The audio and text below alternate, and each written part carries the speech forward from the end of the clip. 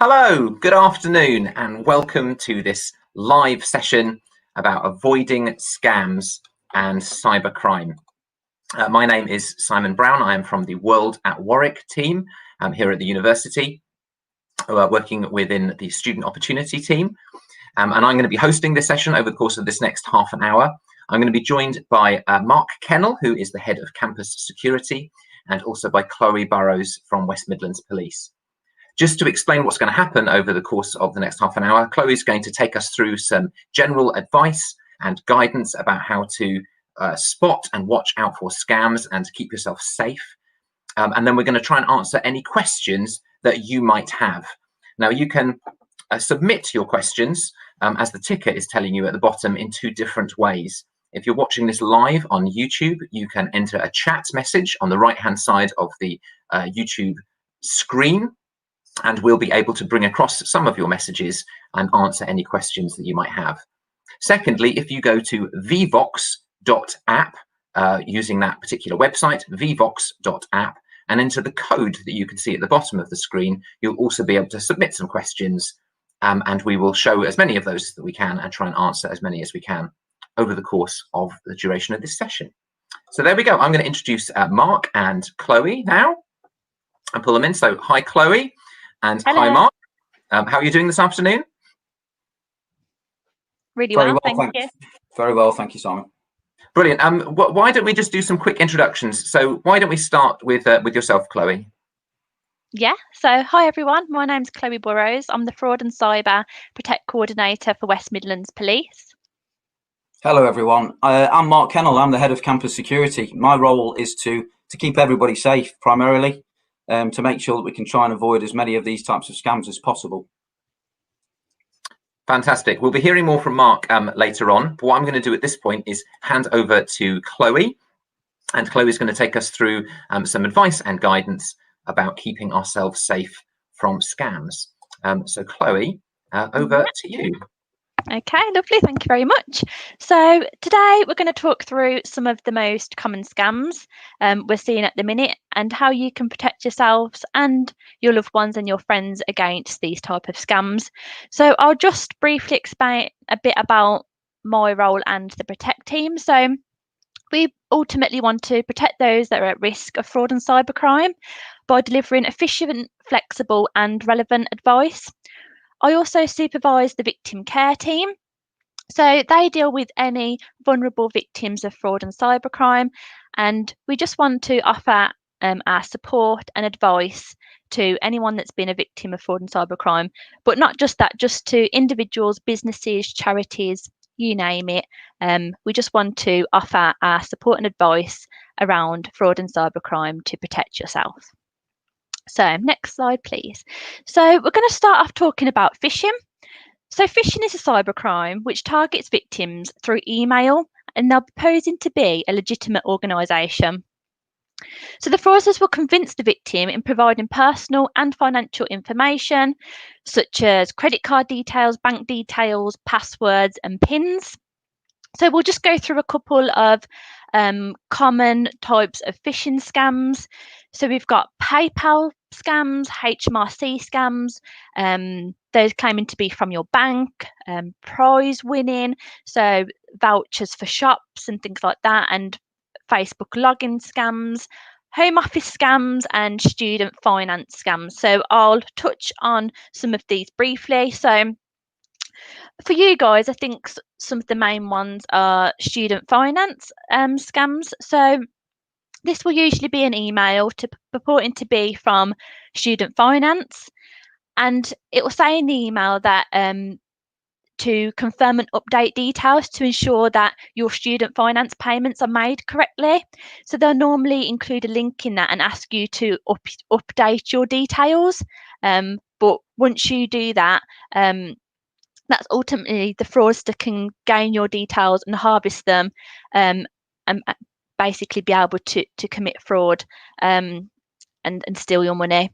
The other one that they like to send is to say that you've got incomplete student information and that your student finance account has been suspended.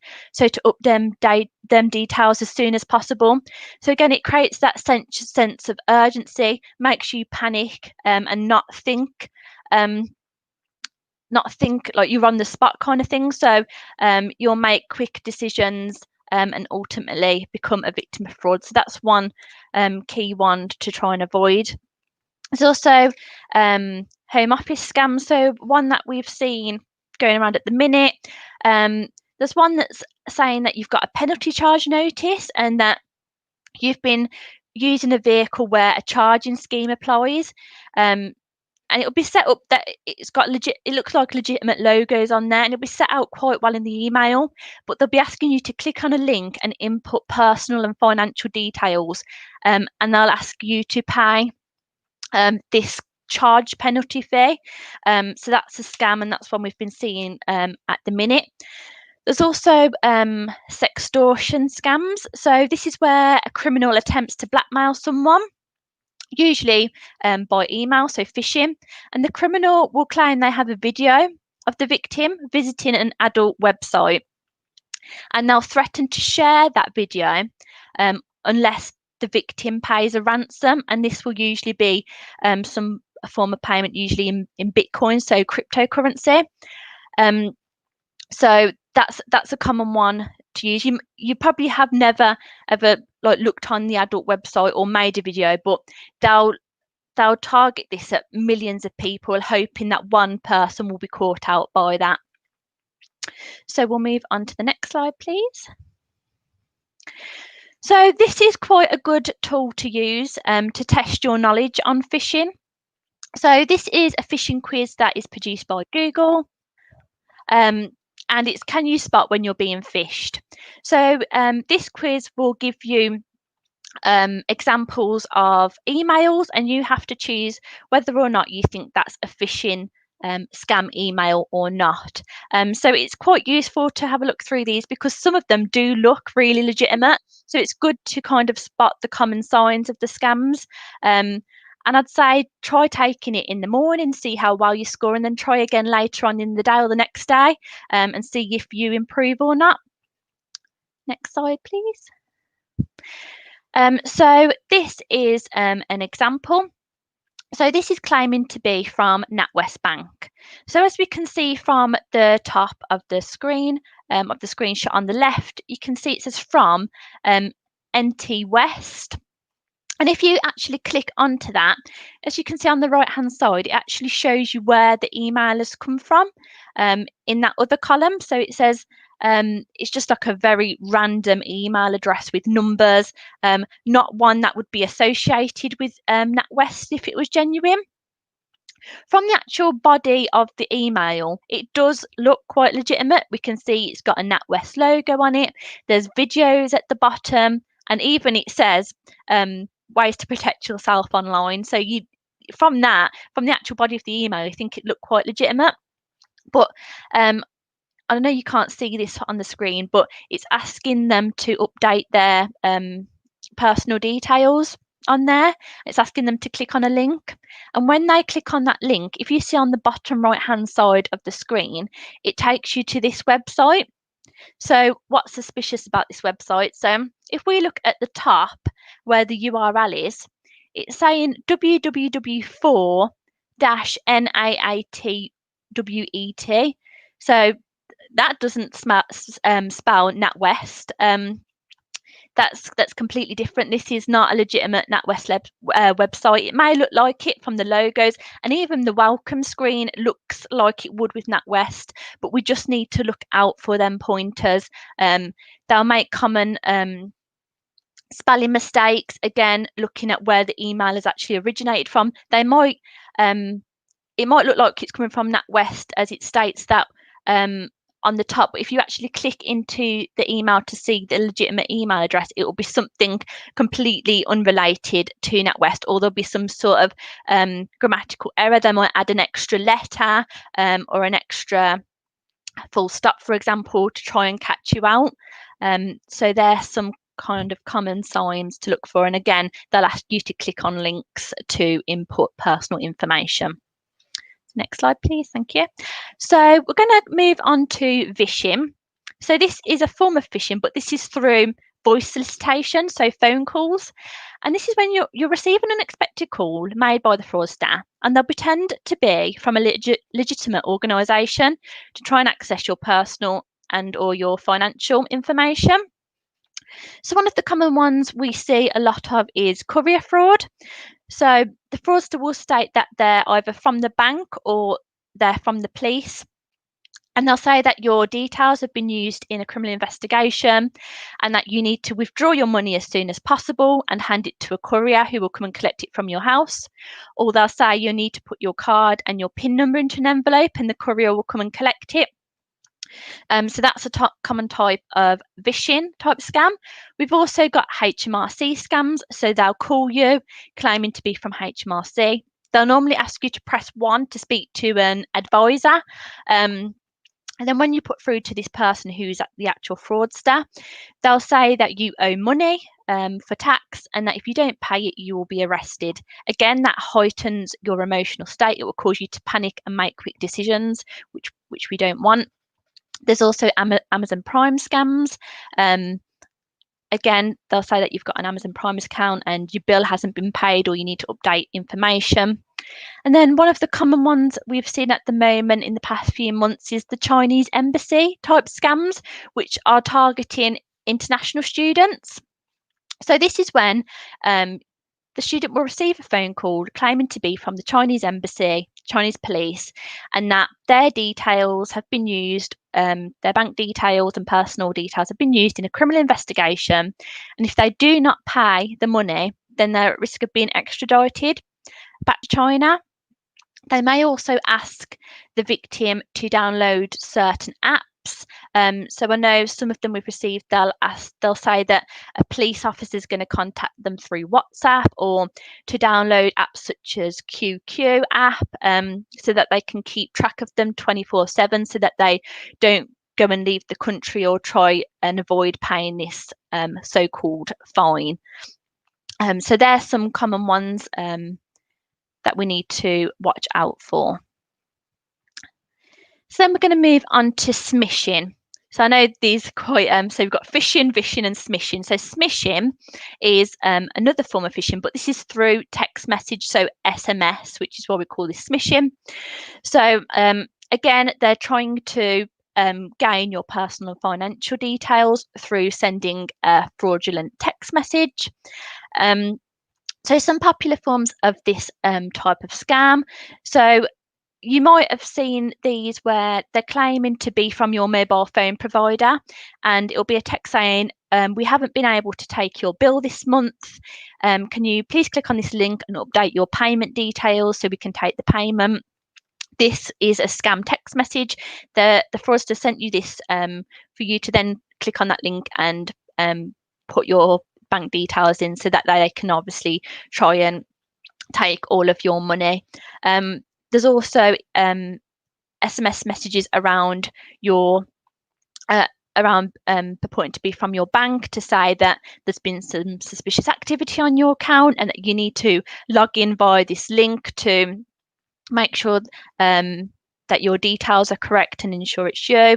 Now we've also got common ones such as even claiming to be from like supermarkets such as Asda and Tesco saying, oh, you've won, due to the coronavirus pandemic, you've won £100 gift voucher to spend at Asda, for example, and it will ask you to click on a link to get this gift or to get this voucher. And again, that is a scam. So let's talk about some of the protect advice that we give around this. So if you receive an unexpected call and they state that they're from an organisation, ask them for their name and then call the company they're claiming to be on their official number.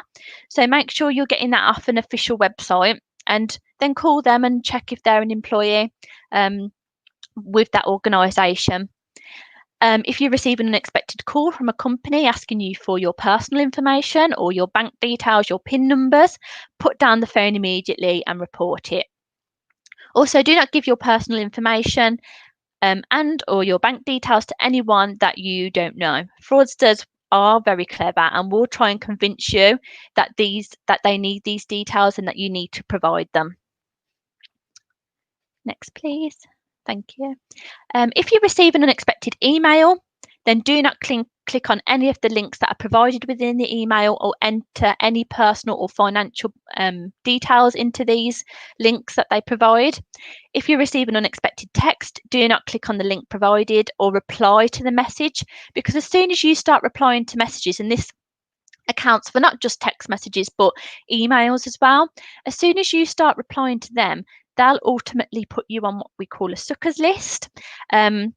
And that will increase the amount of scams that you receive. If you're starting to receive more scam text messages and emails, then you might actually fall into the trap of one of them. So it's just key to make sure that you do not answer back to any of these phishing emails or smishing text messages. So if an offer is too good to be true, it usually is. So this kind of relates to ones around prize winning scams, like I mentioned with companies saying that you've won vouchers and things like that. If they're saying you've won a voucher, well, for what reason? If it sounds too good to be true, then it usually is. And then a legitimate company or a police officer will not ask you to download applications onto your devices, ask for money, or send over bank details. If someone asks you to do this, then it's a scam. So do not do that. And that's it. Fantastic. Thank you ever so much, Chloe, for taking us through those things. No worries. One of the things I did in the lead up to this session is that I did that phishing quiz on Google. Yeah. And I found it surprisingly difficult. I only got 6 out of 8 right, and I was quite horrified about myself of realizing that I ended up falling victim to. I could have fallen victim to that myself. Amazing how sophisticated these things can be. Yeah, exactly. It is quite scary that they can look really, really legitimate, but it's just watching out for them common signs. Fantastic. Well, what we're going to do very shortly is have a look at some of your questions and comments. I just want to invite Mark at this point if you wanted to make any particular comments based on what Chloe's just said. Yeah, I mean, your point there, Simon, about doing the test and it being quite difficult, they are really sophisticated. So I think, it's just about, as Chloe has said, take great care when you're opening these things and make sure that you don't give any personal details away. They really are quite good at what they do, these people. They are professional, they are organised, and they are good at what they do.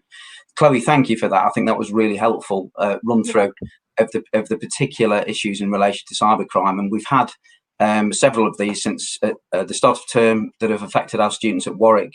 But we are not unique in that. All of the universities in the UK are in a similar position. I speak regularly with the heads of security from other universities, and this is a problem not just in the UK, but it is a global issue as well. So, these organised crime groups are very, very good at what they do. So thank you for running through that.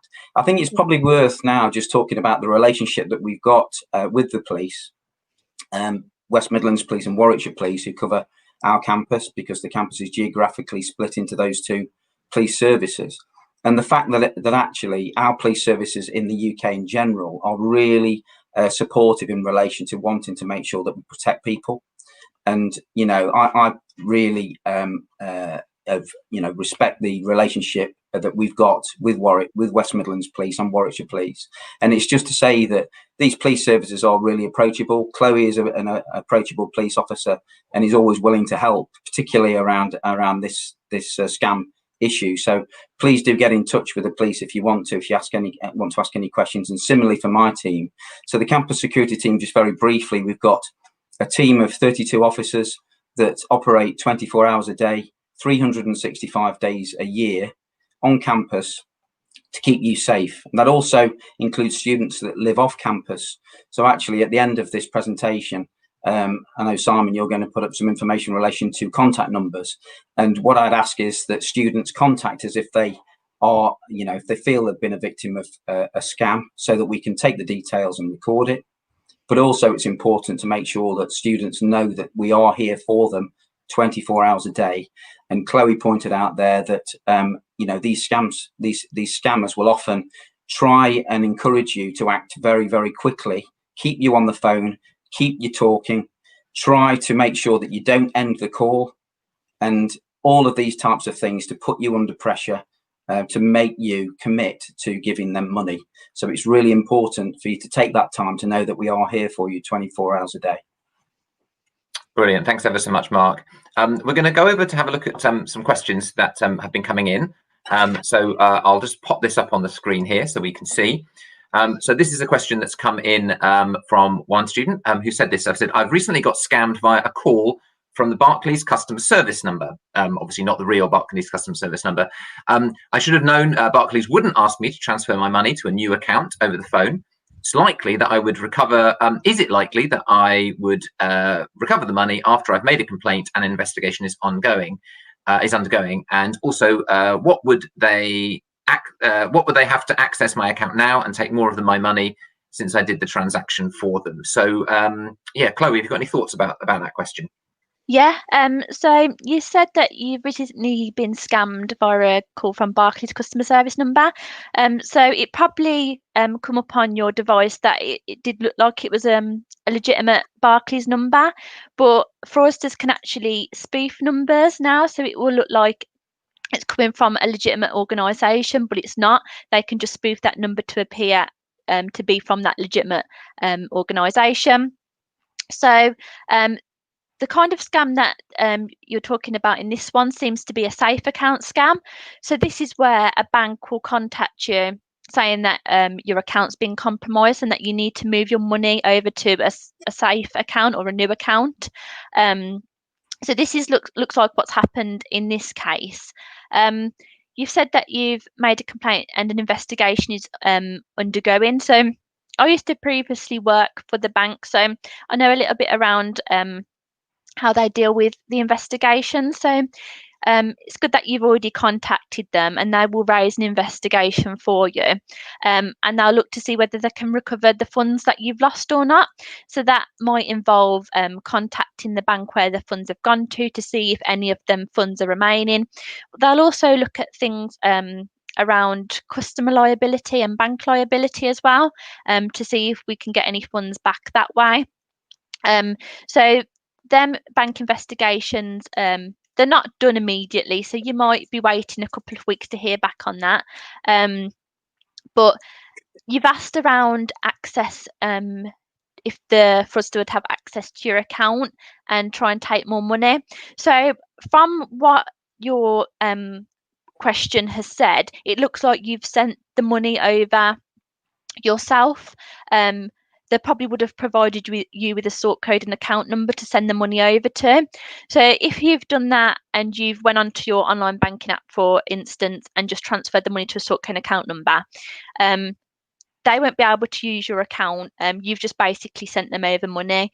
They won't be able to access your account and take any money.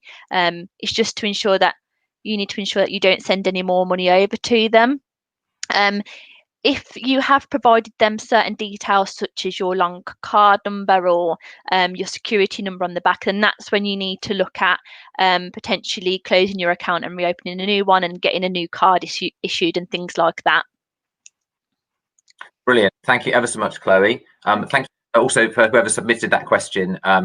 Hopefully that advice is helpful. We've had another question come in here. I can see here about an Amazon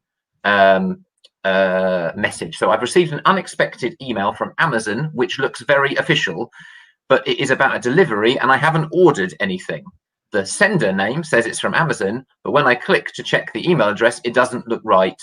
What should I do?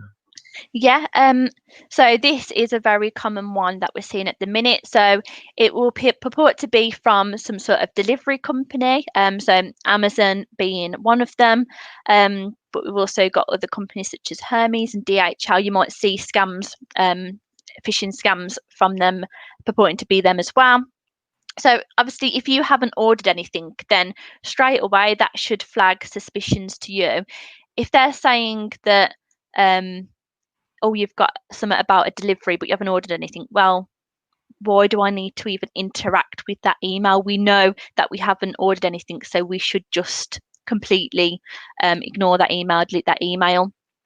Again, the sender name. So I mentioned this earlier when we looked at the NatWest screenshots with the phishing email. So it says it's from Amazon, which they can look like they can change that detail to look like it is. But when you actually click on that, the email address will be something completely different. So again, this is a really common sign that it's a phishing email.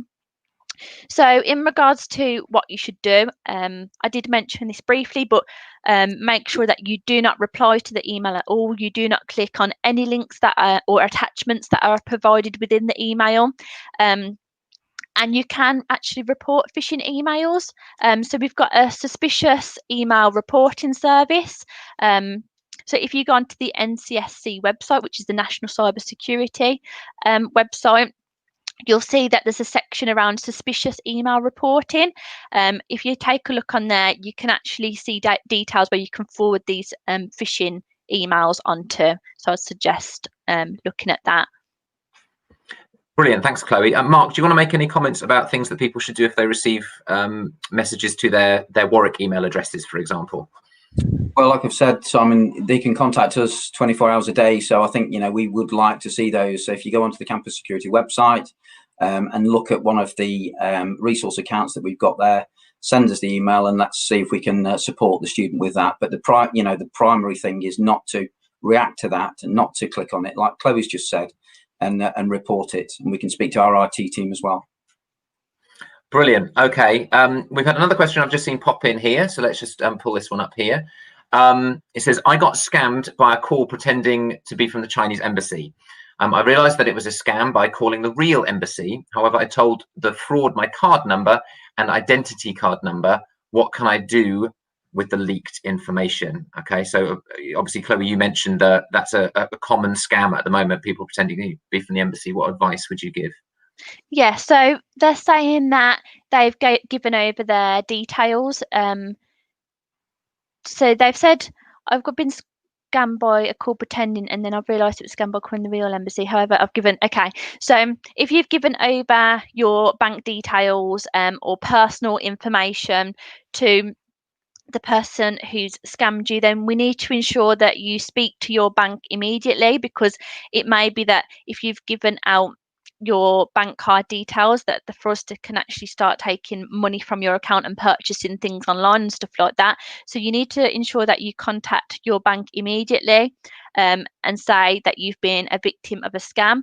They will then block your card and can even block your account for you to safeguard you, to ensure that no more money can go out of the account. And they can issue you with a new card and PIN. And obviously that will change the security number on the back and things like that. So it's really important that, as well as reporting to Action Fraud if you've been a victim, it's also important that if you have given over any certain details or lost any money, then to contact your bank, because they have their own investigation process as well to try and get some money back for you. Brilliant. Okay, thanks, Chloe. Whoever submitted that question, well done as well for contacting the genuine Chinese embassy. That's absolutely the right thing to do. Try and go to the original source. This is a common thing that's happening at the moment. So if you are a student from China, you're watching from China this sort of this call, then this is a particular one to watch out for. And I would particularly say, from my perspective, working with international students at Warwick, this is really important to watch out for one another. So please do pass these sorts of messages on to your friends, because it's really easy. As I said earlier on, I tried to do this phishing quiz myself and kind of ended up realizing that I didn't quite know as much as I thought I did. So any of us can fall victim to these things here. We've got some more questions coming in here. So we've got a question coming about the Home Office. It says, how do I know if someone who phones me is genuine or not? If I get a call from the Home Office or official people, I don't want to do anything wrong. Great question, whoever's asked that. Thanks ever so much. Again, Mark, do you want to comment on this one maybe to start with?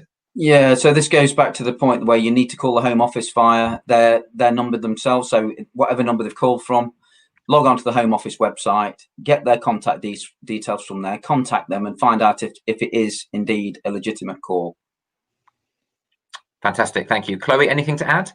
I think it's also important to remember that if you are calling back and or a legitimate organisation does phone you for whatever instance, it's important to realise that if you're unsure of that call, if they're a legitimate organisation, they won't mind you calling back on a different line or things like that. They won't try and pressure you into staying on the call or doing things urgently. So it's just important to remember that. Brilliant. Thanks for that, Chloe.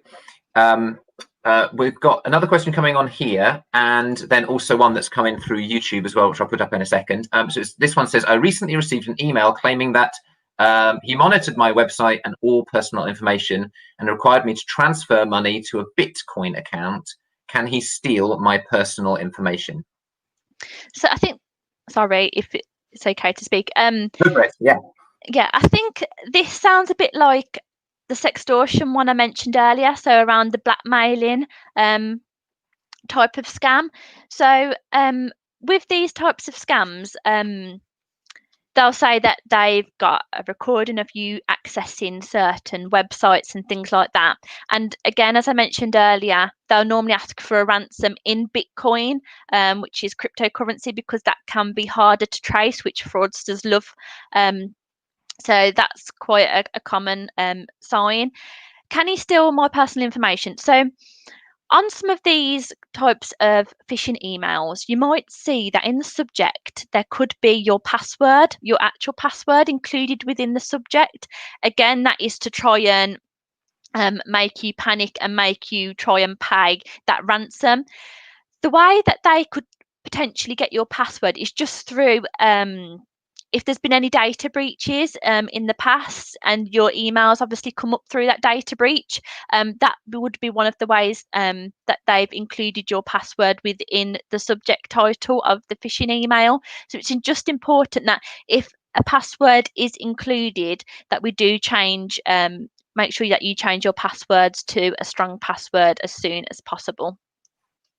The other thing, Simon, if I may, just on that, is a lot of people feel embarrassed when they've been a victim of some sort of scam or an attempted scam. And I think it's really important to share that we do not share personal information. So if you report it to it is confidential, and we will work with you if you want to report something that is potentially embarrassing, to have that conversation, and it will not be shared outside the organisation or even within within departments or anything like that. We do want you to report these things, and we can treat it confidentially. Brilliant. Thank you, Mark, and thank you, Chloe. In fact, the extra question we've had come through via YouTube, I think, is from the same person there. Obviously, we can show it anonymously here using this particular VVox software, so I hope that's been helpful. The last thing that we're going to do before we bring this session to a close is just ask Mark to talk us through very quickly some of the support and advice about what you should do if you feel like you have been victim of a scam or think you might be being targeted to be a victim of a scam. So Mark, what we'll do is just hand over to you just to take us through some of the support that is available. Sure. So first slide, please, Simon. So here are some of the important numbers for you to call. So anybody that's off campus and they are in the middle of a scam and somebody's trying to keep them on the phone, we have had a couple of instances, not recently, but certainly in the past, whereby a scammer has kept a student on the phone and told them to walk to a local bank or post office to get some money out. That would be a reason to call an emergency number if you're in the middle of that type of situation. You know, where they might say that they're following you, they might say that they've got you under surveillance and that type of thing. They won't have, of course, but that's the point where you would call the police. There's an action fraud number there, and that's if you've been a victim of fraud, this type of crime. Call action fraud, and they will record the details and look to investigate that particular crime, see if they can help you out. And then there are the campus security numbers. As I've said, we are available 24 hours a day, 365 days a year. There's an emergency number on there, and I suggest that you program that into your mobile phone as the emergency number. So again, if you're on campus and you feel like you are being extorted, you're having crime committed there and then, call that number and we will get officers to you to support you. The general number is for more if you've been a victim of crime and you want to report it. Like I've said before, we do need to, get as many details as we can from you so that we can help investigate that. And then there's the website. So the security, if you have a look on there, there's lots of useful information, lots of useful contact numbers. Next slide, please, Simon. And then there's wellbeing support services. So we've got a fantastic wellbeing team at Warwick. We've got a lot of advisors that can help you. Confidentially, again, you can set up a quick appointment. It's really nice and simple, straightforward. A lot of the meetings now are happening online, so you can have a confidential conversation with a wellbeing advisor, and you'll find them really supportive people. And again, IT help desk, if you've got an email that you think is suspicious, let the IT help desk know, as well as campus security, and they can look into that for you and help you. And then just generally, just more advice around how to stay safe at Warwick when you're at Warwick. Okay, thank you. Brilliant. Thank you ever so much, Mark, and thanks ever so much, Chloe. As I said at the beginning of this session, I'm from the World at Warwick team, and so one of the other ways that's obviously really helpful in terms of trying to keep yourself safe is by gaining mutual support from other students as well. We are a community, we look out for one another, and so one of the ways that you can gain some of that mutual support in terms of making connections with other students is by joining our Global Connections community, which is open to all Warwick students. It's accessible through Microsoft Teams, as well as through the link that you can see highlighted at the bottom of the screen there, www.warwick.ac.uk/global connections. We now have just under 500 students who are part of this online community, with different events and activities, ways of making connections, including a kind of weekly well-being check-in where we talk about different issues that you might be facing and just talking about some advice and guidance about how to deal with those things appropriately. That is the end of this session today. Thank you ever so much for joining us, wherever you have been watching around the world, on campus, or if you've been watching on the big screen in the piazza. A particular thank you to Chloe and to Mark for joining us this afternoon. Very best wishes to everyone over the course of the rest of this term, and it's goodbye from us. So goodbye. Thank you. Bye. Bye.